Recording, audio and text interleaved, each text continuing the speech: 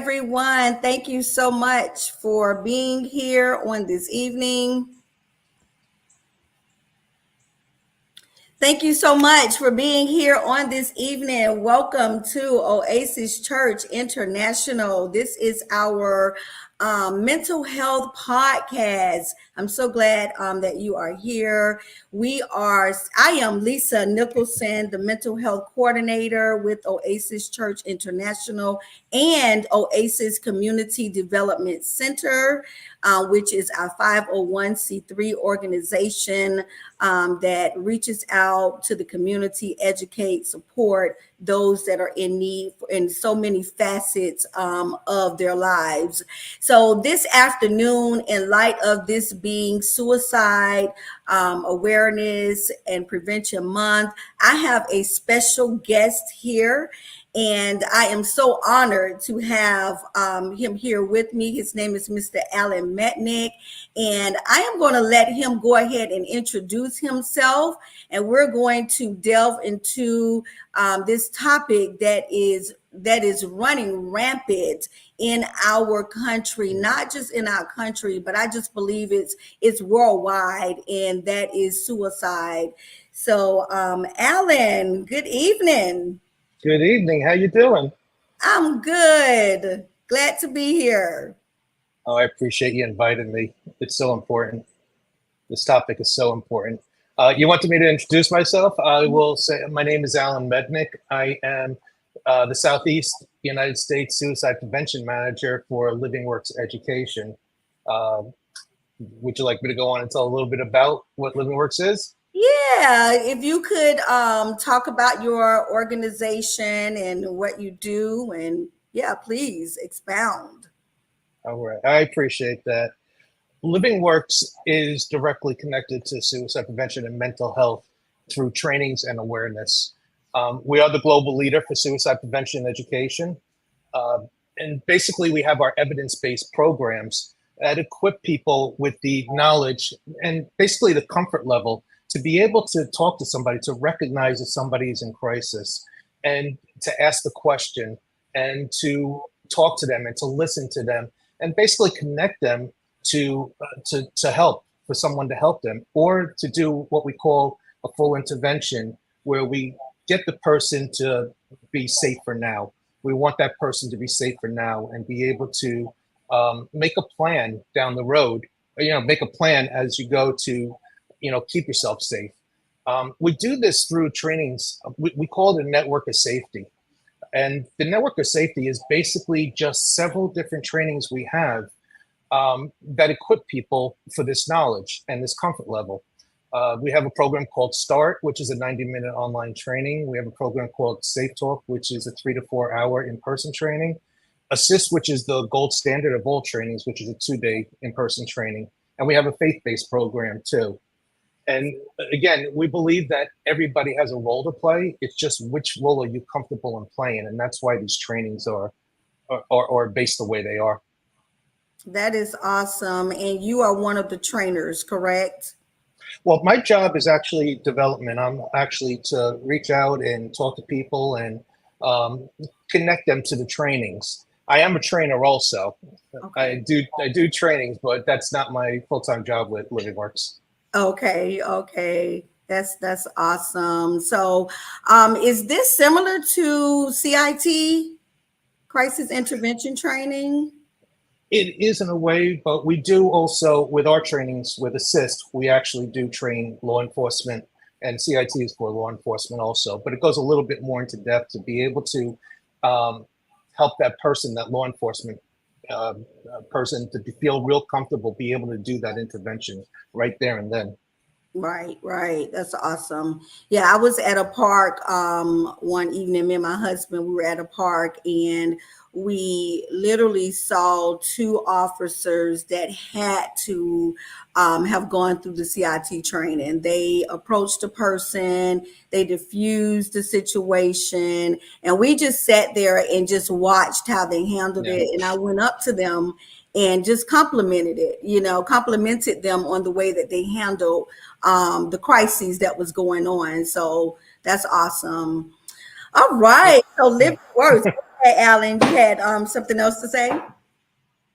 No, I was going to say these trainings are really important for people again to feel comfortable, and you never know where you're going to find somebody in crisis. It could be your next door neighbor. It could be somebody at work at the grocery store. I don't know if you saw last week, but I was in Nashville, Tennessee, giving a speech. Not 3 miles away. If you're familiar with Bon Jovi, No. uh, Bon Jovi is a pretty famous singer from New Jersey, rock singer. But Okay, okay. he was walking and he saw somebody that was in crisis and walked across the street and helped that person out of crisis. Oh, awesome. Awesome. So anybody, anywhere can help. Right. It's And like, actually, the other thing I do want to mention, this is a lot like CPR. Like if you think about CPR for physical, everybody gets trained in CPR. You don't have to be a doctor. You don't have to be a professional to do CPR. It's the same thing with these trainings. You don't have to be a mental health professional. right. Anybody, anywhere could do these trainings and help somebody that's in crisis. That's awesome. I'm glad you brought that up because I was just thinking about the Good Samaritan, and that kind of goes along with CPR, first aid training as well. So Yeah. I'm glad you brought that up. That is interesting. So I'm hoping that our audience is taking note of the type of trainings that Living Works does. So where is the organization located? So we're literally all over the world. Okay. We have headquarters in England, in Calgary, Canada, here in the United States, and in Australia. We train everybody, like I said before, individuals off the street, anywhere, your neighbor, to schools, to the military. And we do this all over the world. That is awesome. Awesome. So how long have you been with Living Works or in the mental health field? So in the mental health field, I've actually been in it since, next month will be 12 years. Okay. With Living Works, I've actually been with Living Works for about a year and a half right now. Okay. So, but I've been an advocate. I volunteered for the last 12 years in suicide prevention and mental health. Okay, that is awesome. Awesome. All right. So what interested you in the area of mental health, Alan? So my passion is to help people. Yeah. My passion is to, make sure that, people understand what to do if they are in crisis or where they can go or how they can help someone. I actually took this training back in 2018, Assist, and then I became a Safe Talk trainer. And within 4 months of taking the training, I recognized at a networking meeting somebody that was in crisis. Wow. And because of this training, I was actually able to help that person. Now, I'll give you a little funny, well, I don't know if you want to call it a funny story, but back when I was actually on the board of directors for a crisis hotline up in Massachusetts called Samaritans. And when I went to them, I said to them, look, tell me what you want me to do. I'll do anything. And basically said the first thing you could do is get on the crisis hotline. And I said, I'll do anything but that. I can't help you. I said, I'm going to say the wrong thing. I'm not a professional. I can't do this. And I refused to do it. I did everything else. I helped them with their events, their fundraising. I did everything. Right. But when it came to going on the call, I wouldn't do it. Go 3-4 years later, I took the assist training and I was doing interventions. I was helping people out. And, I could have done it back then. I probably wasn't ready at the time, but I didn't know that anybody could do this. I thought you had to be a mental health professional. I thought I was going to say the wrong thing. And, through these trainings, you don't. That is so awesome. That's awesome. So I know that there's more to, you mentioned you're a mental health advocate, and there is a reason, and there's more to just the training, which is huge, in your advocacy. So can you share with us the reason that you got into mental health and share your story? Yeah. So like I said, next month will be 12 years. And why next month is important? Because I did lose my daughter to suicide. My daughter was 19 years old, Raven. She was at college and she took her life. And, that was one part of it. As we went on, and that's what got me into. But my niece, I also lost to suicide in 4 years later.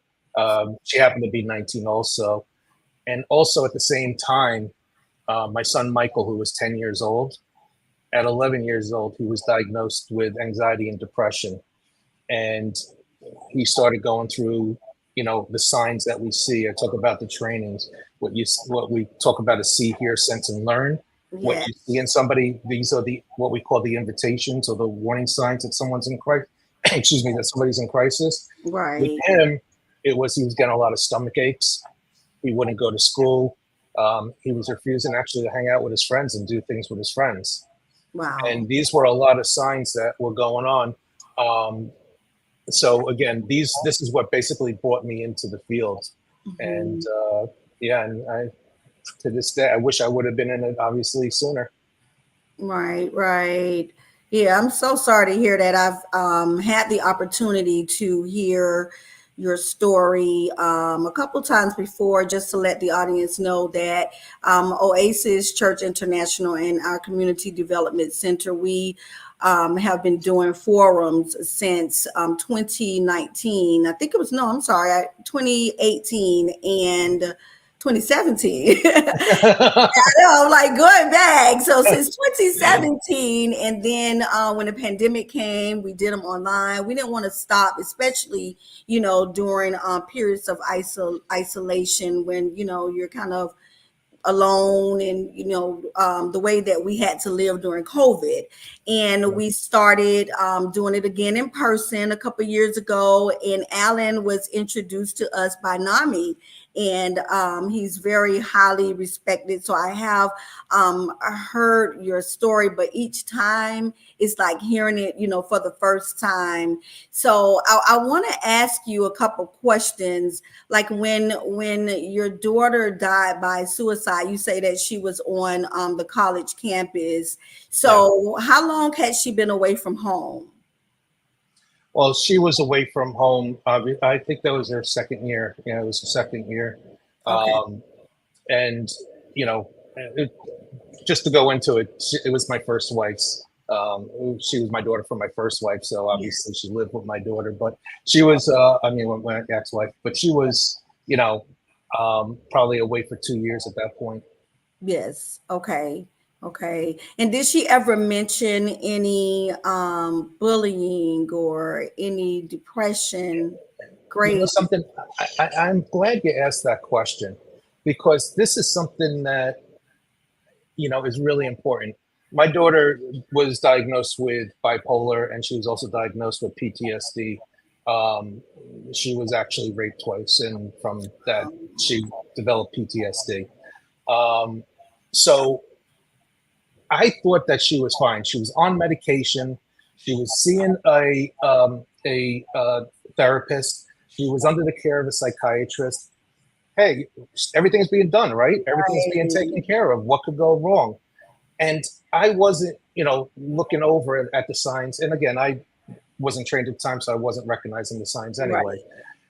You talk about signs. After that, I looked on all of her like websites and her Facebook pages and everything. And the last post that she did, which was 6 days earlier, she actually wrote this poem. And everybody thought, oh, it was really nice. It was cute. It was all this stuff. But when I look back at it now, and with the experience I have and everything, it was a sign, and nobody realized it. Right. And one of the lines in there said, "I wait for the sorrow to end."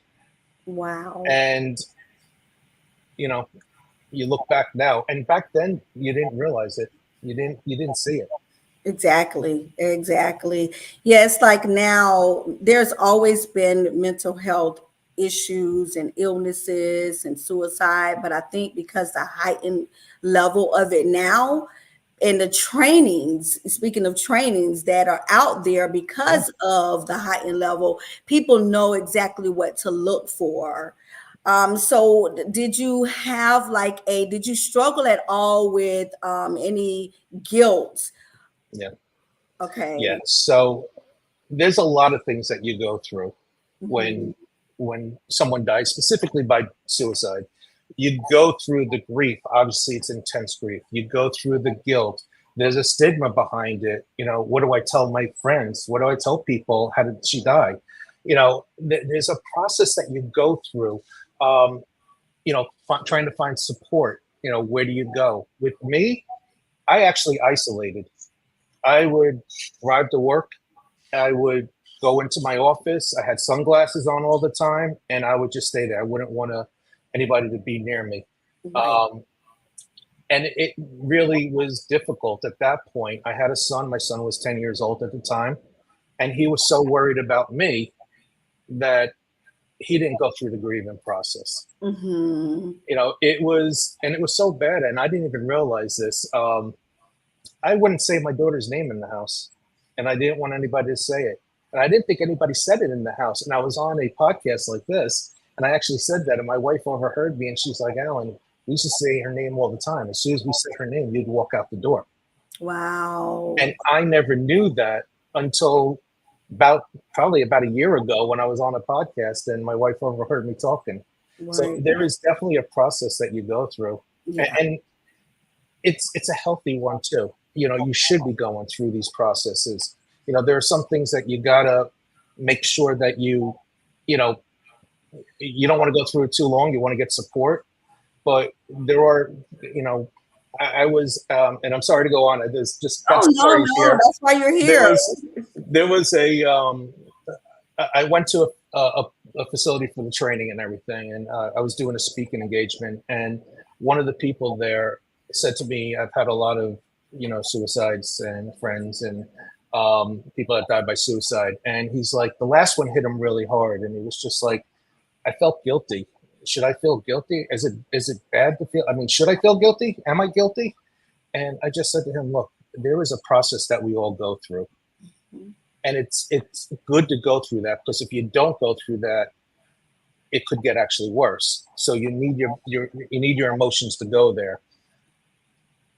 But you got to know that even though you feel guilty, there was nothing you could have done at that time. You're not guilty, even though you're feeling guilty." And I say you have to go through those emotions because, like with my son, he didn't go through those emotions. He was too worried about me. He was just so worried about supporting me that he wasn't going through the grief himself until a year later, and it kind of hit him hard. So it's important to go through all that. Yes, I'm glad you brought that up because it reminds me of, well, it's the grieving stages. Mm-hmm.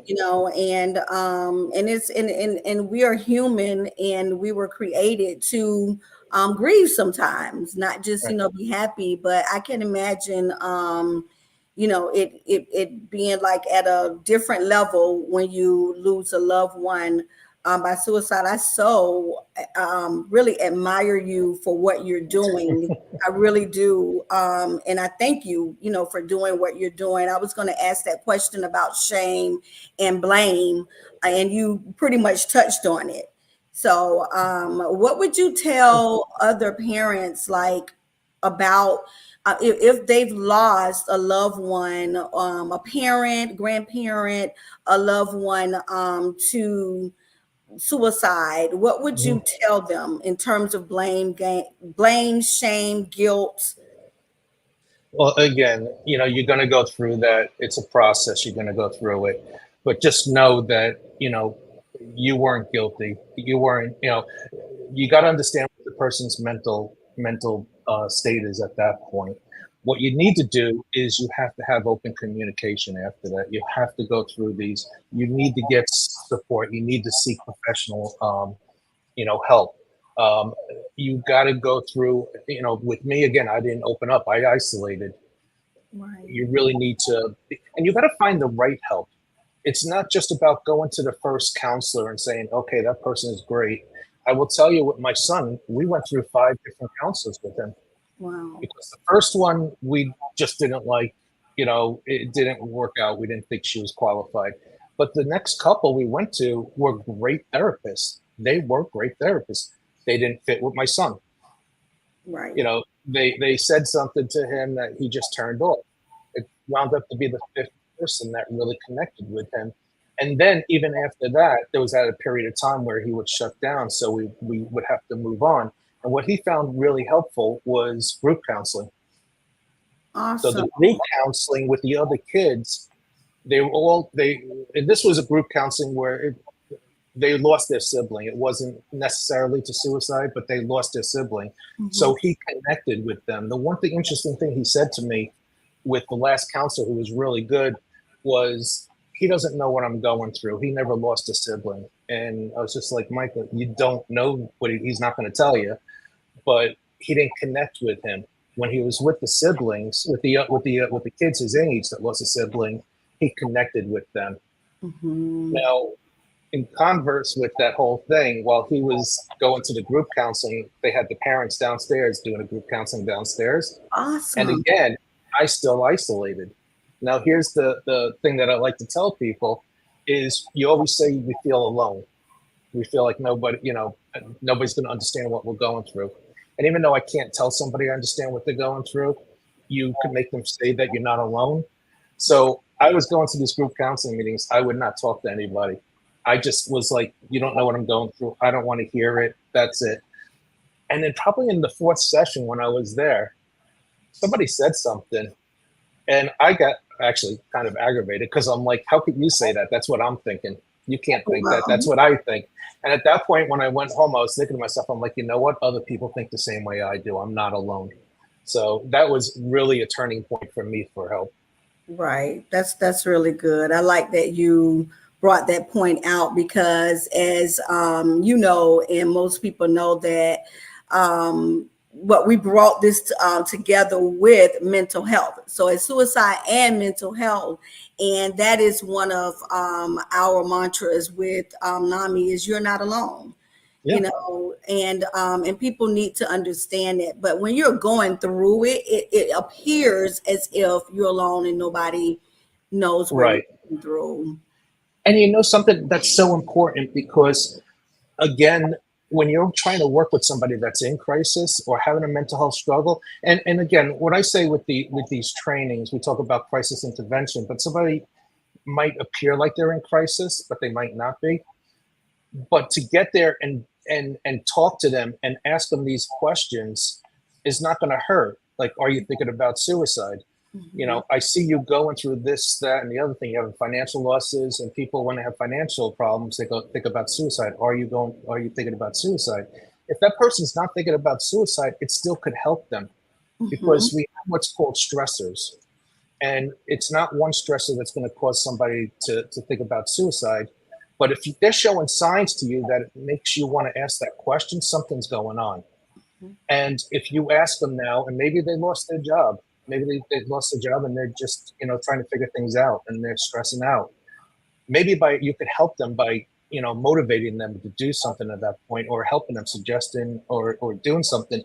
But my point here is, even though they're not in crisis right now, maybe if they waited another 3 months, if they lost a job, they're having financial problems. Now they're losing their house because they can't pay the mortgage. And then they're going through. And so you're saving that person from down the road from being in crisis and thinking about suicide. Yes, that is so good. Yeah, because I was as you were talking, I was thinking, I'm a product of being diagnosed with bipolar disorder, and I went through trauma as a child, and I was also raped and molested. And when I think about it, I was going through PTSD and didn't really know it, and things began to just like mount on top of things, being a single parent and kind of feeling like I was alone out there as a young girl. And at some point when I went through a hurt in my life from a relationship, I wanted to die by suicide. And I can recall leaving, the kids at home with the father of one of my children. And I got in a car and I drove across the Singer Island Bridge. And I just knew that was going to be it, but I give all the credit to God, because it was like he flashed my children in front of my face, like a big picture of my children. Yeah. But that wasn't the only time that I had those thoughts. So it took a lot of help. I just wanted to share with that one story, and I'm sorry to interrupt, but No, first of that's all, I want to okay. thank you for sharing your story because it's very brave, and it's really important to be a voice and to, let people know that you can talk about this. Um, but when you were just telling that story, what was popping up in my head, first of all, the vision of the children is the life coming out. That's your life.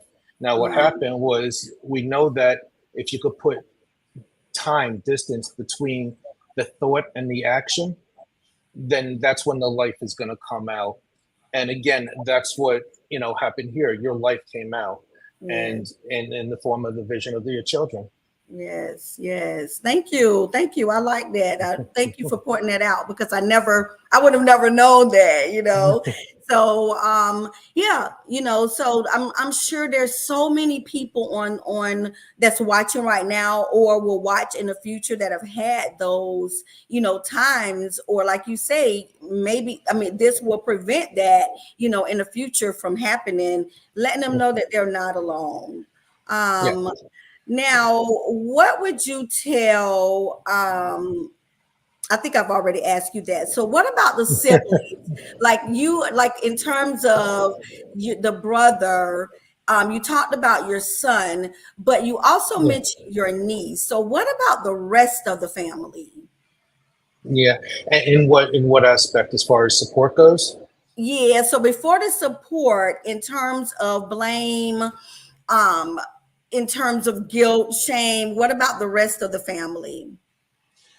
Everybody, everybody was thinking about what was going on, what happened. My sister was particularly close with Raven, and again, we're all looking for signs. We're all trying to ask that question, why? That's what everybody wants to know, why. That's why I really got so involved with mental health, because Yes. I wanted to know why. I always say that I can't punch a wall when I'm mad. You know, when people get really mad and they just want to Right. punch a wall, and I can't do that because the first thing that goes through my head is I'm going to break my hand. I'm not going to be able to play golf or whatever. I'm going to have to patch the wall. I'm going to have to spend money, get some, whatever it is. And that's what goes through my head. And that's, reasoning things out. People that are in crisis don't reason things out, but I wanted to find out why, what was going on with that. So that's why I got involved. And again, the family was asking a lot of questions. I mean, my sister, which was the hardest one when Ayla passed away, her daughter, my Mhm. niece, um, her question to me was, "How did you handle this?" Mhm. And I didn't want to talk to her at that point because I didn't want to relive what I went through. I didn't want to go through that. But you think back about how you handle it, and like I said before, everybody has their own way of doing it. Right. Um, you know, Mine was a little bit, isolating, and I probably shouldn't have done that. But everybody, and let me take a step back on that. The first thing everybody wants to do is support you. The Mhm. first thing that they do. So I don't think they really think about themselves at all at that point. They want to support you or, me in this situation. But again, I think everybody was starting to just trying to justify and figure things out. And, Right. it's not something really you need to do. You need to go forward and actually try to help people at that point. Right. Okay, I'm going to move on right after I ask this question. So, in Okay. terms of questions, what type of, or what would you say to the audience in terms of questioning, like, why didn't they come to me? Why didn't they tell me? Whether it's the parent, whether it's the sibling, I thought we were close enough. What would you say to the audience? I would say to them that they are actually saying stuff in their own way.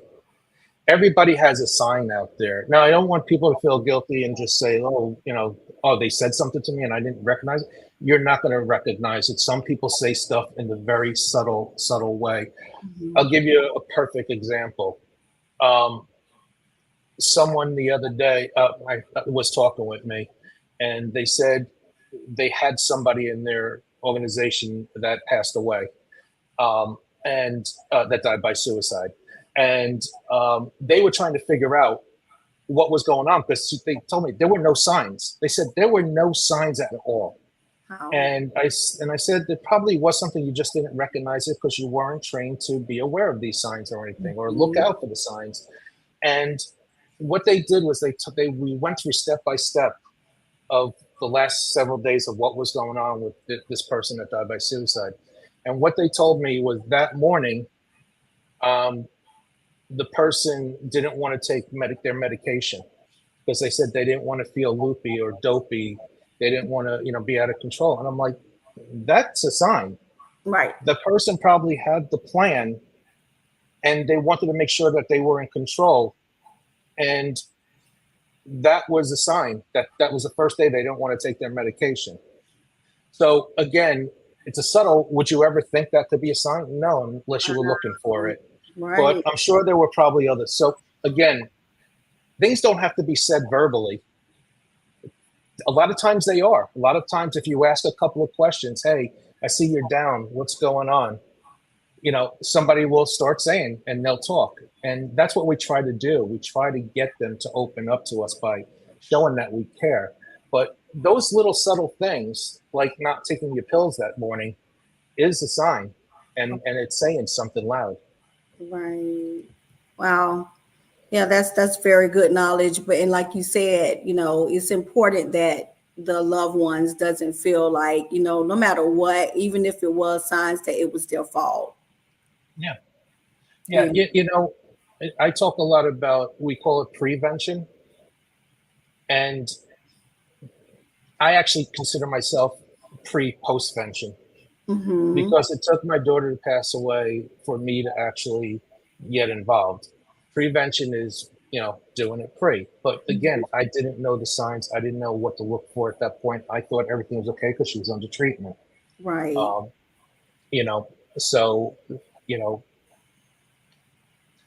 That's good. That's good.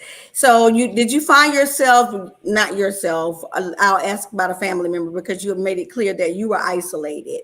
So yes. Family members, did you feel like they were looking for answers from loved ones? Everybody, again, everybody was trying to look what was going on, but they were more concerned about the grievance. So I didn't see as much as my siblings looking at it or anybody else. At least I didn't see it because maybe I was just so self-absorbed with myself. Right. But after my niece died, I did see like people asking what's going on in our family. Why is this happening to us? What is it, a gene or what's going on here? Right. So I did see people starting to ask questions like that. Okay. And then from your training, what would you tell the audience that may have experienced, their loved one dying by suicide and wanting answers? I would say get involved. The more you can get involved in helping out. Look, and again, this is, we say that we all have a role to play, which I mentioned before. We do. And it's just like I said before with CPR, you see these defibrillators all over like sports, in baseball parks and stuff like that for youth baseball and town baseball. You see them at rec centers, you see them at schools.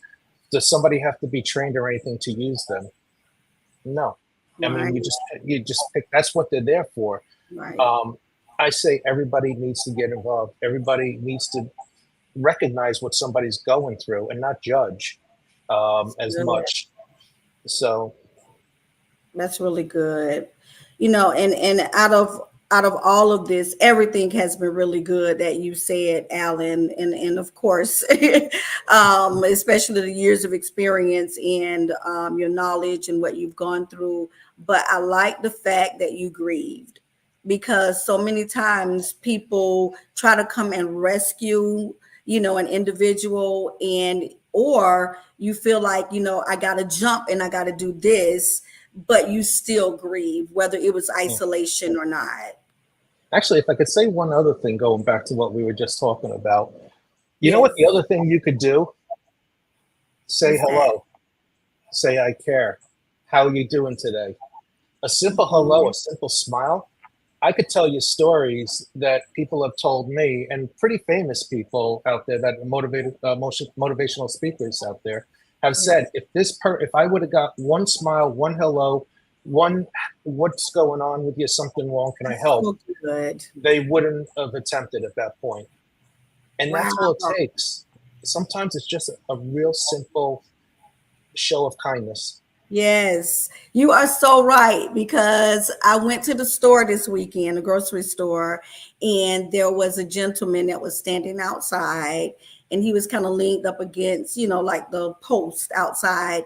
And I said, hello, because that's who I am. And he said, you wouldn't believe you're the first person that said hello to me.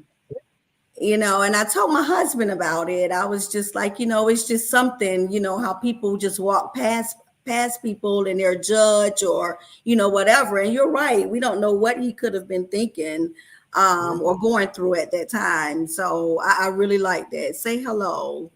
Yeah, Show that's you it. care. That's really good. All right. So, did you and your family, now, this is my heartbeat, and that's NAMI, the National Alliance of Mental Illness. Did you or your family reach out to resources like NAMI to get support? And if so, how did you go about doing it? And when? At what point did you? Yeah, so we actually did, and we did a lot.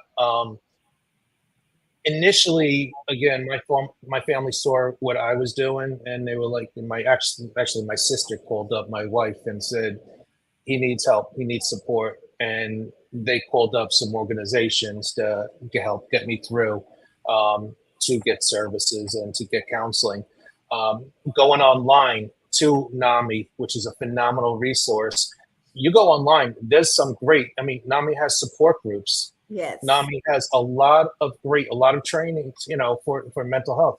Some great things there that can really help out, especially with the support groups. The support groups are really important.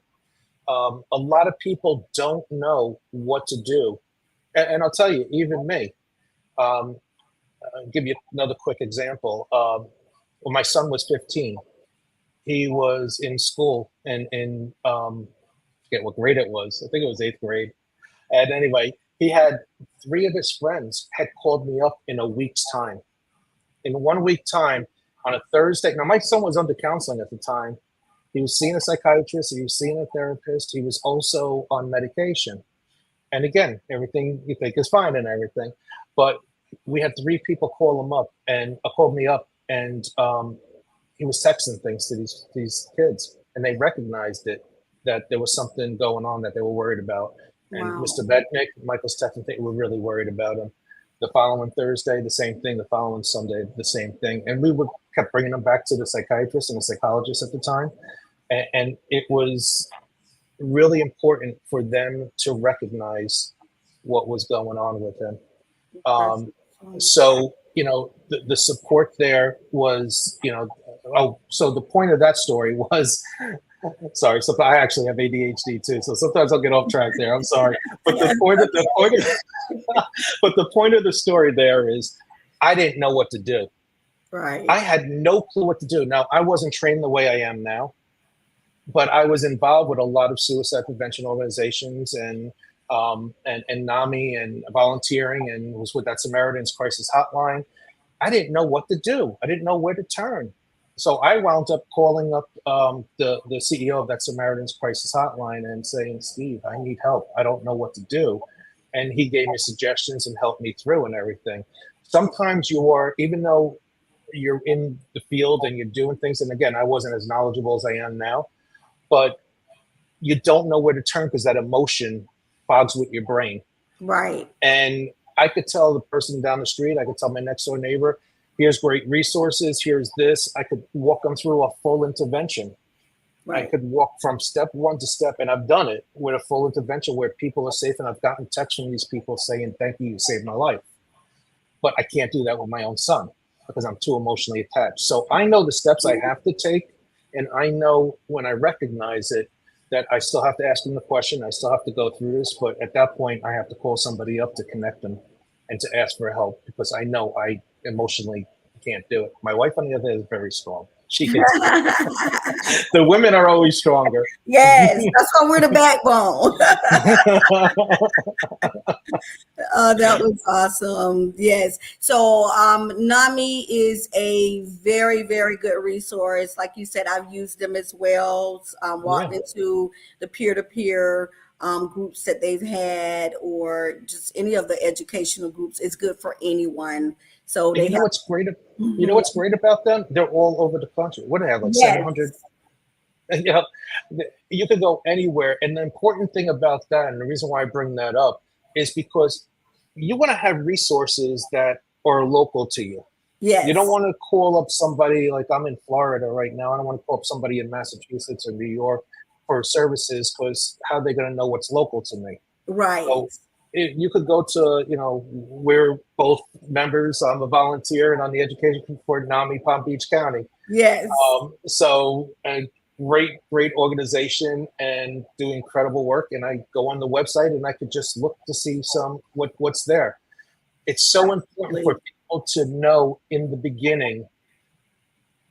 We call them keep safe connections. In our trainings, we call them keep safe connections. You want to have a list of people that you can call in that moment when things are in a crisis moment. And I did it the other day myself.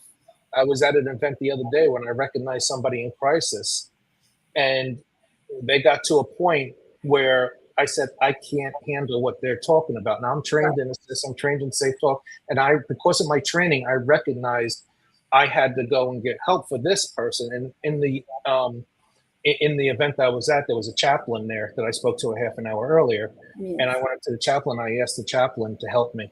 Yes. And the chaplain was able to help me, and he was able to do it because of the certain situation that it was. So it's important to have those and that's why NAMI is so important, because they have some great resources on there. Absolutely. I definitely second that. So if you could have done something differently, and we're wrapping it up, what would it be, Alan? I would have gotten involved earlier. Okay. I talked about my daughter. I talked about my niece. I talked about my son. I didn't talk about the 3 friends that died by suicide prior to that. Okay. One of them being in my wedding party. Wow. I didn't recognize suicide for, I didn't recognize it the way I should have recognized it. So I would have got involved earlier. I would have identified with it sooner. Right. That's really good. And I mean, I'm sure many don't until, it pretty much hits home. So I appreciate that. So final words for the audience. I just say, be kind, be good to others. You don't know what word could save somebody's life by just saying that hello. But also, I just want to emphasize, suicide is preventable. One of the points that I always like talking about is the stigma behind suicide and mental health in general. Okay. Yes. So we talk about mental health, but we also talk about physical health. And you hear a lot, mental health is physical health is mental health. If you ever look at a brain scan of somebody, and I do, there's an organization, a phenomenal organization, the 22 Project, that uses hyperbaric chambers to help veterans with PTSD and TBIs, traumatic brain injuries. And they do a nuclear imaging of the brain before and after they go through these hyperbaric chamber treatments. Right. There is a distinct difference in the brain. Now, the brain, when you go through these images, should be all gray, and that's a healthy brain. When you see these images, they're all colors, blue, red, green, and that's not what you want to see in a scan. Well, after they go through these treatments, the brain scan is mostly gray. A lot of those colors are gone, and the first thing that people say is they're able to sleep better. There's a difference in the brain.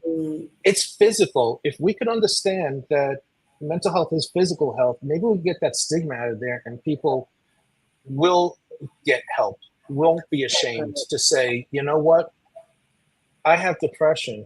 I have anxiety. I have ADHD. I'm not ashamed of it. I know I work through it. I know I deal with it. Right. And it's so important for that. And I get help. And other people can get help too. It's just like breaking your arm. You go to the doctor. And Yes. the other thing I do want to say too is everybody should try different things. It's not just going to the doctor and taking medication. There's music therapy, equine therapy. My son has an emotional support dog. There's music therapy. There is so much out there. You Yes. just got to go out there and find what's right for you.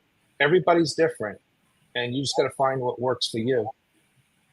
That's so good. Yes. Thank you so much, Alan. This has been wonderful. I do want to also end by saying, not NAMI, if you're in Palm Beach County, please reach out if you need the resource. It's here, it's free. It's free, and it's namipbc.org, NAMIPBC.org, or you could just go to NAMI.org for national, and you can search for the locations. 988 is the suicide number. Please, if you know anyone that, or if you see any type of signs, warning signs, or whatever it is, things that Alan has talked about, and someone confiding you, or you're right there with someone and you see, a crisis, please call 988. You can also text as well, and you can text anonymously.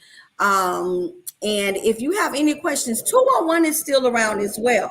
So you can, reach out if you don't know exactly which way to go, but please reach out to 988. We want to stop this end the stigma as it relates to suicide, mental illness. We want to end the stigma. And like Alan said, physical health is mental health is just as important as physical health. And physical health is mental health. It's important.